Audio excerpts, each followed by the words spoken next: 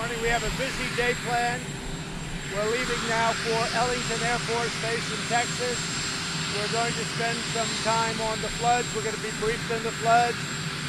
We're going to make a big investment so we can try and help Texas with this terrible flooding that they've been having. So we'll be talking to a lot of people and meeting a lot of people. That's going to be at Ellington Air Force Base. Then we're going to Houston. Some of you are coming with me, I guess. We'll be going to Houston, and we'll be at a very nice big stadium packed full of people with Prime Minister Modi of India. He asked if I'd go with him, and I've accepted, and we're going to have a good time with Prime Minister Modi. We have, I hear it's a tremendous crowd, so that'll be in Houston. And then after that, I'm going to Ohio. Pratt Industries is opening a $1 billion plant. And I told Mr. Pratt, who is a great Anthony, I told him if he does something really spectacular, I'll go and cut the ribbon, and he did. He invested $1 billion in Ohio. So that's Pratt Industries. They're great people. It's a great company, headed by a very great businessman from Australia. So they're bringing $1 billion into Ohio, and I said I'd go and cut the ribbon, and here it is. We're ready to cut a ribbon. It's a great plan. So we look forward to that. Then we're coming home, and then we have a lot of work at the United Nations during the next week.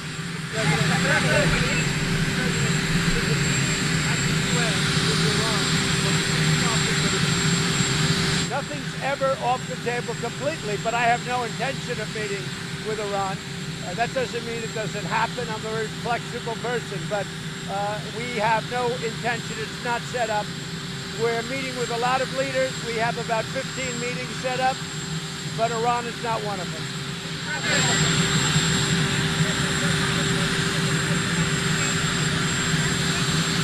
We had a great conversation. The conversation I had was largely congratulatory, was largely corruption, all of the corruption taking place, was largely the fact that we don't want our people, like Vice President Biden and his son, creating to the corruption already in the Ukraine. In Ukraine's got a lot of problems. The new president is saying that he's going to be able to rid the country of corruption, and I said that would be a great thing. We had a great conversation. We had a conversation on many things. In fact, I believe Ukraine put out a statement yesterday saying that we covered many different topics. It was a warm and friendly conversation. I backed Ukraine from the beginning, but I'm very upset that other countries aren't doing the same. Germany should be spending much more. France, all of the European Union should be spending money. Why are we spending money and they're not? Or at least they're spending very little by comparison. So I'm not happy about that. Talk to Congress about what he asked Ukraine. Well, I would have no problem with Rudy's a very straight shooter, and Rudy wants to see the same thing as a lot of other people with respect to Ukraine. Ukraine has had a tremendous corruption problem. Somehow they were involved in a lot of different things that took place in our country, and hopefully it can be straightened out. And I will say, the new president, we had a very good talk. The new president got elected based on the fact that he would end corruption. That was probably his number one thing.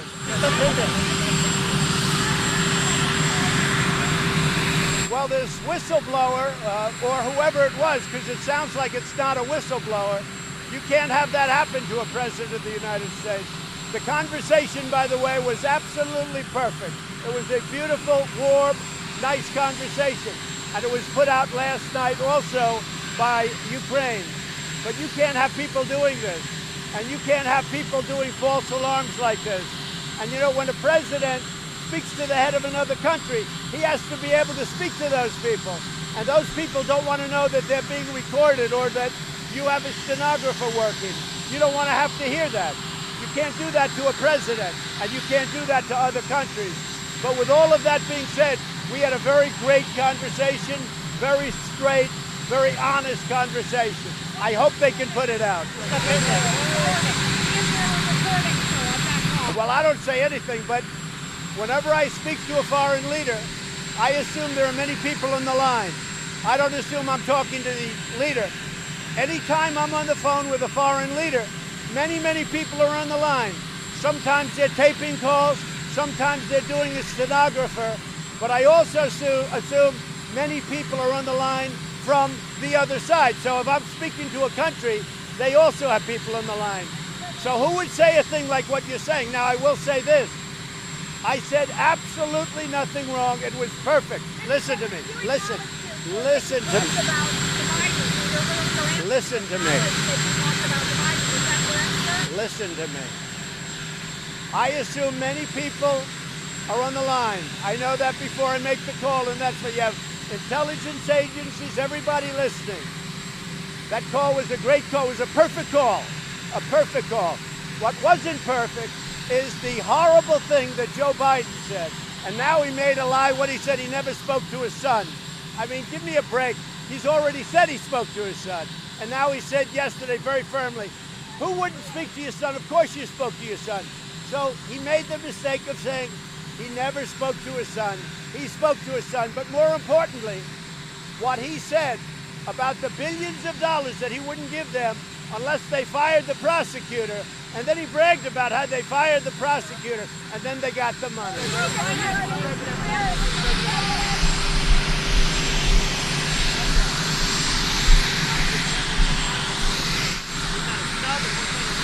a snub at all. Very busy. I'm going on the floods today. The floods are very important to me. And climate change, everything is very important. But today I'm going to Texas on the floods. Then I'm going to Houston on the big rally. It's a rally for Prime Minister Modi, and he asked me to do it of India. And I look forward to doing that. Do you believe that Biden, Joe and Hunter Biden, have enriched themselves personally because of their involvement? Well, not only Ukraine, take a look at China. They took a tremendous amount of money out of China. Now, if they ever took over a China negotiation, he would sell us out. Look at all the money he made in China. The son, he knew nothing. The son is a stiff, he knew nothing. And he's making hundreds of thousands and millions of dollars. And he did the same thing in Ukraine. He knows nothing. This is a very dishonest thing that Joe Biden did. And then he said he never spoke to his son. Does anybody believe that one? But then he also said, long before, that he did speak to his son. So he lied again. But what he said is that he wouldn't give, I think it was billions of dollars to Ukraine unless they fired the prosecutor who was looking at his son and his son's company, the company that his son worked with. And that's a very dishonest thing. And I'm not looking to hurt Biden. I'm not even looking to hold him to it, to be honest. But he said a very bad thing. He said a very foolish thing. Now me, on the other hand, my conversation with the president, the new president of Ukraine, was perfect. They put out a statement last night. They said the same thing. It was a warm, friendly conversation. There was no quid pro quo. There was nothing. It was a perfect conversation. Question about guns? Go ahead. Question about guns? How do you explain delaying military aid given this? Because I want Germany, and I want France, and I want the European Union to put up money. And I didn't delay anything.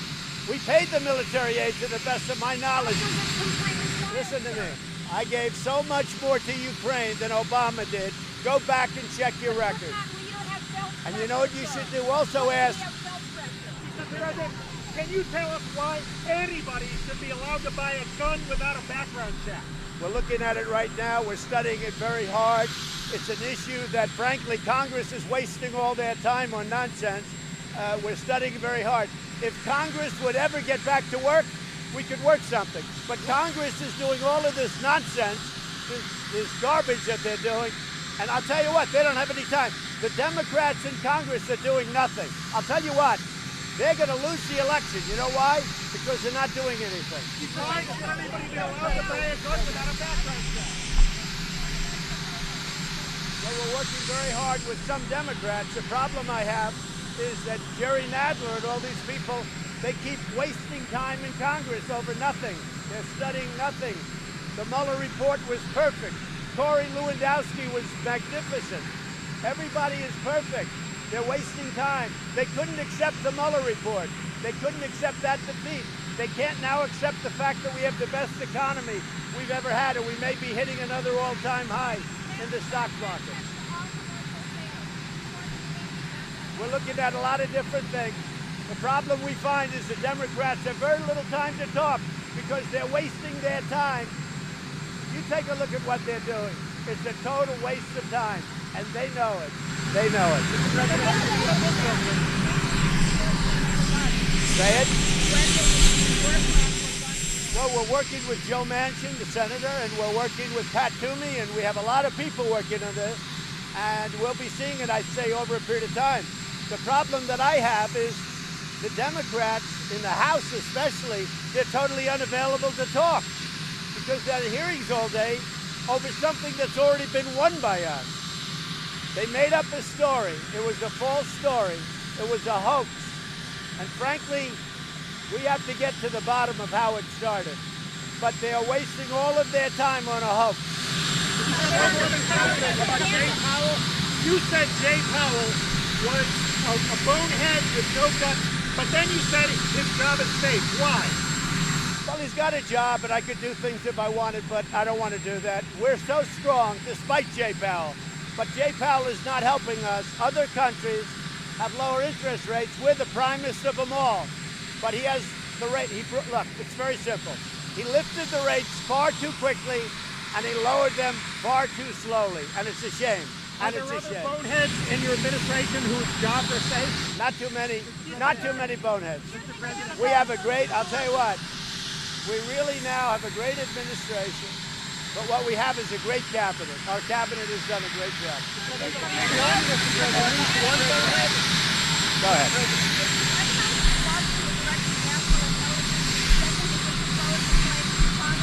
No, he is a great gentleman, Joe. He's doing a fantastic job. And I know one thing, he's only going to do what's right, but he is doing a fantastic job. And he's only going to do what's right. But just so you understand, the conversation I had with the president of Ukraine was absolutely perfect. And people better find out who these people are that are trying to subvert our country. Because here we go again. These are bad people. But the conversation I had with the president of Ukraine was absolutely a 10. It was perfect. Now, what you have to do is look at the corruption on the Democrat side. Take a look at how the whole witch hunt started. Now they want to try and start another witch hunt, but unfortunately this one is reverting now to Joe Biden because he's done some very bad things. And I'm not even looking to hurt him, to be honest. He needs all the help he can get. I'm not looking to hurt him. I'm not looking to hurt his family. But the corruption and what he said is a terrible thing. How was the steak dinner? How was the steak dinner, Mr. President?